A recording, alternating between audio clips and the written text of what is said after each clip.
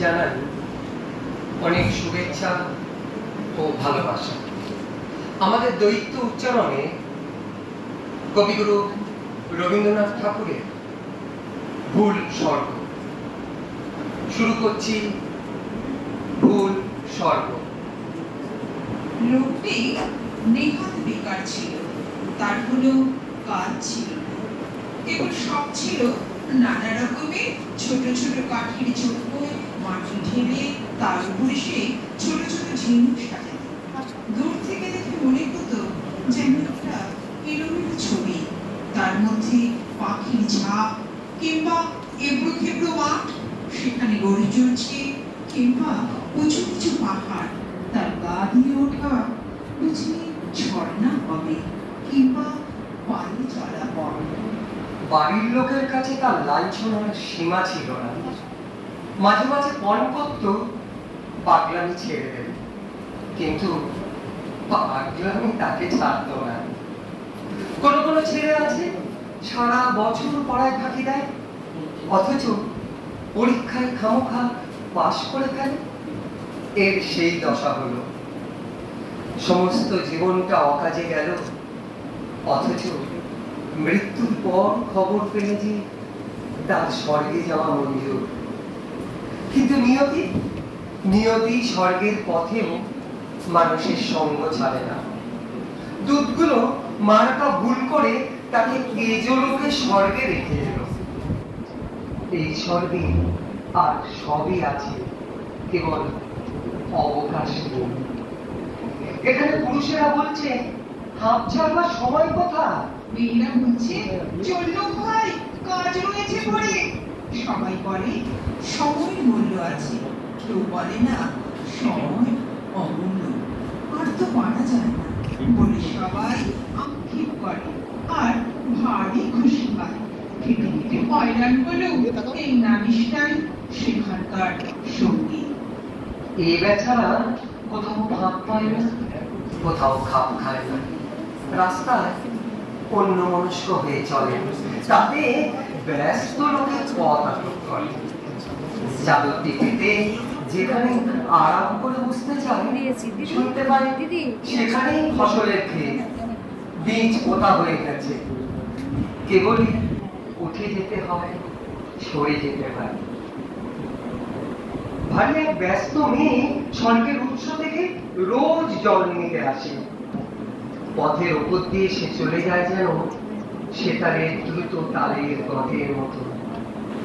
তাড়াতাড়ি সে এলো খোপা বেঁধে নিয়েছে, তবু দু চারটে দুরন্ত অলু কপালের উপর ঝুঁকে পড়ে তার চোখের কালো তারা দেখবে বলে উঁকি মারছে।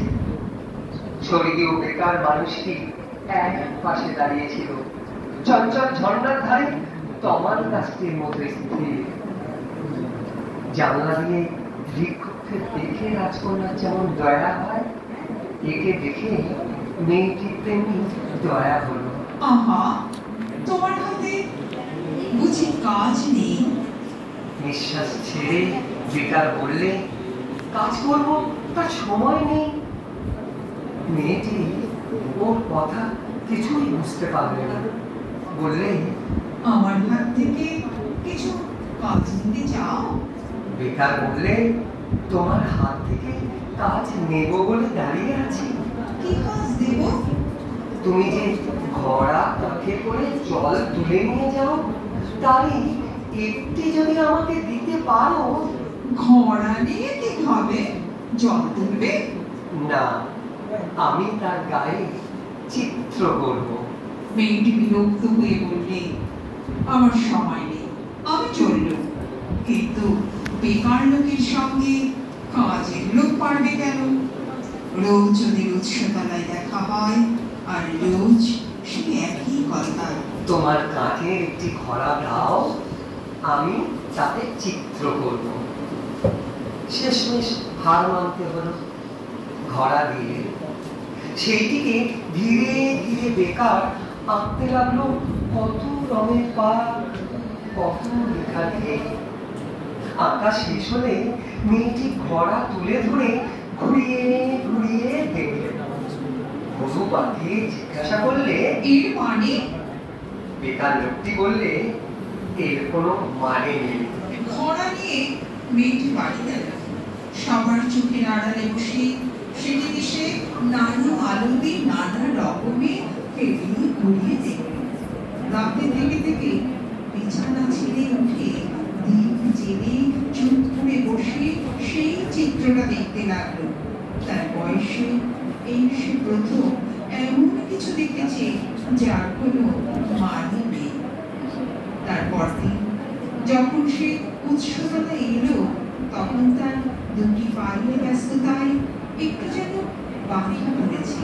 পাখিটি যেন চলতে চলতে আনমনা হয়ে ভাবছে, যা ভাবছে তার কোনো মানে নেই।